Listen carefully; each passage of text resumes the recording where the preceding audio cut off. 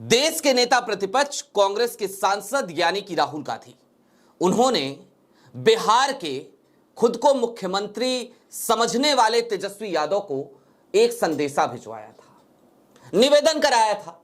लेकिन तेजस्वी यादव ने आज की तारीख में उनकी बात सुनने से इनकार कर दिया है। अब इसे अभिमान कहा जाए या अहंकार कहा जाए या फिर कि आंखें दिखाना कहा जाए, ये तमाम मुहावरे इस्तेमाल हो सकते हैं। वो संदेशा कौन सा था और आखिरकार आज की तारीख में कांग्रेस के भीतर बैठे स्लीपर सेल्स ने भी क्या क्या कर दिया है, सारी बातें जरा विस्तार से करने की जरूरत है और यह भी समझने की जरूरत है कि उस संदेश में आखिरकार 2 सीटों का जिक्र क्यों था और ये 2 सीटें इतनी महत्वपूर्ण क्यों हो गई कांग्रेस के लिए, क्यों नाक का सवाल बन गई कांग्रेस के लिए और तेजस्वी ने बिना स्टेक होते हुए भी इन 2 सीटों पर अपने प्रत्याशी आज क्यों उतार दिए। नमस्कार, मैं स्वप्निल और आप मुद्दा देख रहे हैं। दोस्तों, आगे बढ़े उससे पहले एक छोटी सी अपील है। मुद्दा इन दिनों एक गंभीर आर्थिक संकट से जूझ रहा है। एक तरफ हमारे मेन बैंक अकाउंट बीते कई महीनों से फ्रीज चल रहे हैं, तो दूसरी तरफ हमारे 28 साल पुराने चैनल को हमसे छीना जा चुका है। ऐसे में आपसे गुजारिश है कि यदि आप चाहें, यदि आप सक्षम हो, तो छोटी छोटी मदद मुद्दा की जरूर कीजिएगा। आप सभी को दीपावली की भी ढेर सारी शुभकामनाएं। आगे बढ़ते हैं। आपकी स्क्रीन पर जो एक ग्राफिक चल रहा है, इस ग्राफिक में आपको नजर आ रहा होगा ये भागलपुर जिले की 4 सीटें, और इन 4 सीटों में खास तौर पर गौर कीजिए, कहलगांव की सीट रजनीश भारती और सुल्तानगंज की सीट चंदन सिन्हा। लेकिन राहुल गांधी के लिए ये 2 सीटें बेहद अहम थी। कांग्रेस ने अपने प्रत्याशियों की सूची बहुत पहले जारी कर दी, सिंबल बांट चुकी है कांग्रेस, और दरअसल ये जो 2 सीटें हैं ना, सुल्तानगंज और उसके साथ ही साथ कहलगांव, ये 2 सीटें नाक का सवाल थी कांग्रेस के लिए।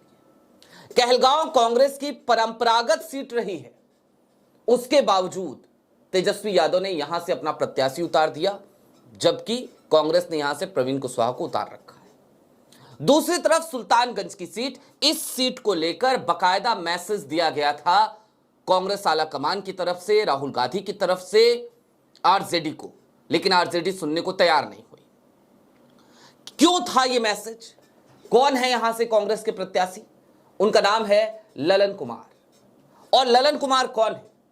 ललन कुमार ने इस सीट से 2020 में भी चुनाव लड़ा था, 61,000 मत लेकर आए थे, 32 कुछ उनका वोट प्रतिशत था, और कुल मिलाकर आज की तारीख में ललन कुमार की विनेबिलिटी इस सीट पर दिखती थी। और ललन कुमार, जब मैं आपसे कह रहा हूं तो आप ये मत समझिए कि होंगे कोई कांग्रेस के नेता, ना ना। राहुल गांधी जिस तरीके की नई कांग्रेस बनाना चाहते हैं ना, उस नई कांग्रेस की नींव के एक महत्वपूर्ण ईंट हैं ललन कुमार। राहुल गांधी ने लीडरशिप टैलेंट हंट के जरिए ललन कुमार को खोजा था, और ललन कुमार राहुल गांधी को बेहद पसंद है। राहुल गांधी को भरोसा है ललन जैसे नेताओं पे। राहुल गांधी, जाहिर सी बात है, अपने आसपास उन्हीं लोगों को पसंद करते हैं जिनके अंदर काबिलियत हो, जो सिर्फ गणेश परिक्रमा ना करें, जो सिर्फ चापलूसी ना करें, जिनके अंदर टैलेंट हो। और लीडरशिप टैलेंट हंट कांग्रेस ने चलाया, उसके तहत ललन कुमार चयनित हुए, उसके तहत ललन कुमार कांग्रेस में शामिल हुए, और उसके तहत राहुल गांधी और ललन कुमार दोनों करीब आए। राहुल गांधी की नजर में ललन कुमार को यहां से प्रत्याशी बनना था, वो जीत सकते थे। लेकिन आरजेडी ने आज जब अपनी 143 नामों की सूची जारी करी, तो उसमें इन 2 सीटों पर भी अपने प्रत्याशी उतार दिए, कहलगांव और दूसरा सुल्तानगंज। अब एक और प्रेस कॉन्फ्रेंस, चूंकि मैंने कहा था शुरुआत में ना आपसे कि जो कांग्रेस के भीतर बैठा हुआ स्लीपर सेल है उस पर भी बात करेंगे। एक प्रेस कॉन्फ्रेंस हुई थी बीते दिनों, किसकी हुई थी?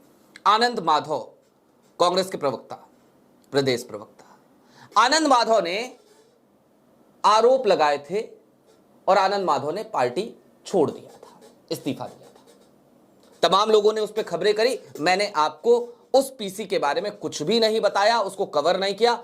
आज मैं उसको जरूर कवर करूंगा। और तब क्यों नहीं किया, जब आज बताऊंगा आपको विस्तार से, आप समझ जाएंगे। आनंद माधव प्रदेश प्रवक्ता। आनंद माधव कौन सी सीट चाहते थे? आनंद माधव दरअसल सुल्तानगंज की सीट से ही चुनाव लड़ना चाह रहे थे। राहुल गांधी ने सोच लिया, उन्होंने बहुत पहले कह दिया था आनंद माधव ने कि भैया नहीं मिला तो क्या करें, इस्तीफा दे देंगे, नहीं रह पाएंगे, बगावत कर देंगे, बागी तेवर दिखा चुके थे। लेकिन राहुल गांधी का सीधा संदेश था कृष्णा अल्लावरू को कि भाई यहां से ललन कुमार मतलब ललन कुमार। राहुल गांधी बहुत इंटरेस्ट नहीं लेते हैं इस तरीके की सीटों में, लेकिन जहां पे लेते हैं वहां पे ही लेते हैं। पर्टिकुलर सीट्स थी राहुल गांधी के लिए, और वहां से ललन कुमार को कांग्रेस ने टिकट दिया। तो आनंद माधव का वो तमाशा, वो ढोल नगाड़े, वो प्रेस कॉन्फ्रेंस, वो इस्तीफे, वो सब आपने देखे। अब जिस सुल्तानगंज की सीट, जिस कहलगांव की सीट पर राहुल गांधी बिल्कुल अड़े बैठे थे, वहां पर आरजेडी ने अपने प्रत्याशी उतार दिए हैं। तो आप इसके मायने समझ सकते हैं। खैर, अब जरा यहां से थोड़ा सा और आगे बढ़ने की जरूरत है, कुछ चीजें और समझने की जरूरत है।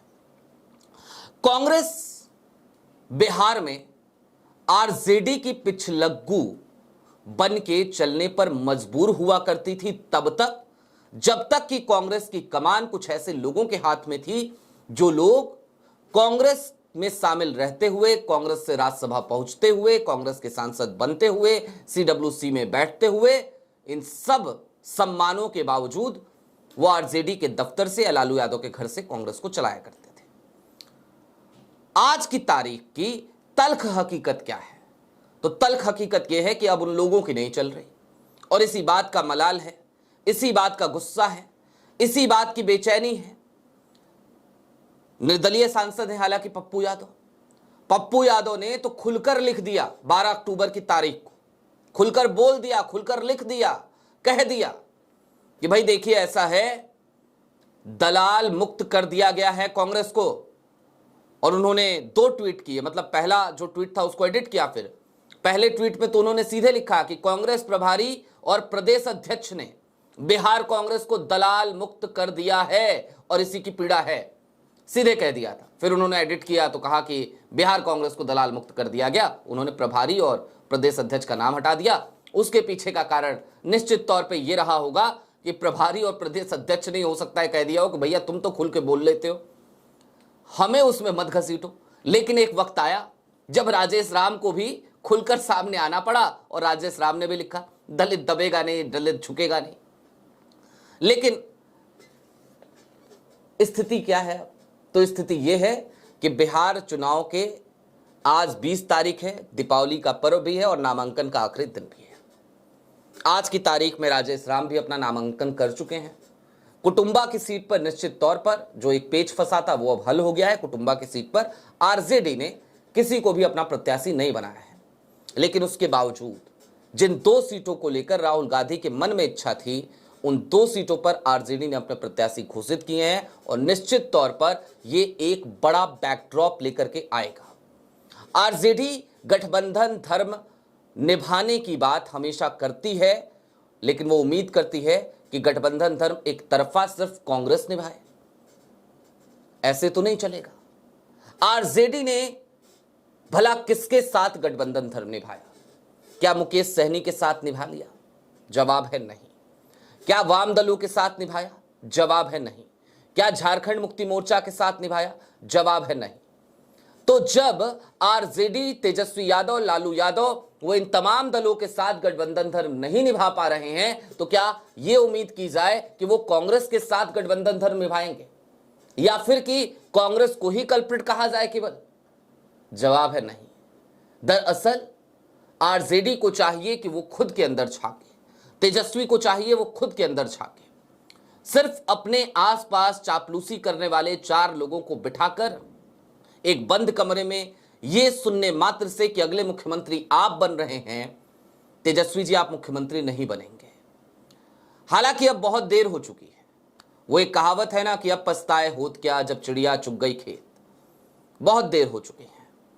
आप मुख्यमंत्री अब शायद नहीं बन सकते, आप उस रेस में बिल्कुल थे, लेकिन अभी आप उस रेस से बाहर हैं और इसके पीछे का कारण आपकी इनसिक्योरिटी है। यह जरूर हो सकता है कि चुनावों के बाद, परिणाम आने के बाद एक स्थिति हमें कुछ इस तरीके की नजर आए कि आप उप मुख्यमंत्री बन जाएं, चाचा भतीजा फिर से एक हो जाएं। वो स्थिति आ सकती है क्योंकि ये बिहार है, बिहार में बहार है और बिहार में नीतीश कुमार हैं और नीतीश कुमार सबके हैं, तो वो हो सकता है। लेकिन आप मुख्यमंत्री बन जाएंगे, अब उस दौड़ से, उस रेस से आप बहुत पीछे रह गए हैं, बहुत बाहर जा चुके हैं। आप मुख्यमंत्री नहीं बनने जा रहे तेजस्वी जी, और इस बात को और भी समझने की जरूरत है दर्शकों आज की तारीख में कि दरअसल ये जो कुछ भी चला है ना बिहार में, जो कुछ भी हुआ है ना, कांग्रेस लगातार तेजस्वी को प्रोजेक्ट करने की कोशिश करती रही। वोट अधिकार यात्रा निकली, तेजस्वी लगातार साथ रहे, राहुल गांधी हमेशा साथ लेकर चले तेजस्वी को। मैं एक और किस्सा वोट अधिकार यात्रा के दौरान का बताऊंगा आपको। उसी समय राहुल गांधी नाराज हो गए थे तेजस्वी से, यह भी एक सच्चाई है, यह भी एक सच्चाई है। और उसके बाद आज का दिन तेजस्वी को देखना पड़ रहा है। राहुल गांधी ने इंटरेस्ट लेना ही बंद कर दिया, छोड़ दिया बिल्कुल। और जब छोड़ दिया तो फिर छोड़ दिया। राहुल गांधी का जो नेचर है ना, जो उनके आसपास रहने वाले लोगों से पता चलता है, वो यही है कि या तो वो साथ हैं या तो वो नहीं है। और अगर वो आपसे नाराज हैं तो उनके चेहरे पे दिख जाएगा वो नाराज हैं। वो ऐसे व्यक्ति नहीं हैं कि सामने से कुछ और पीठ पीछे कुछ और। नाराज हैं आपसे तो सामने चेहरे पे दिखेगा। और तेजस्वी से फिलवक्त राहुल गांधी वोट अधिकार यात्रा के बाद से ही नाराज हैं।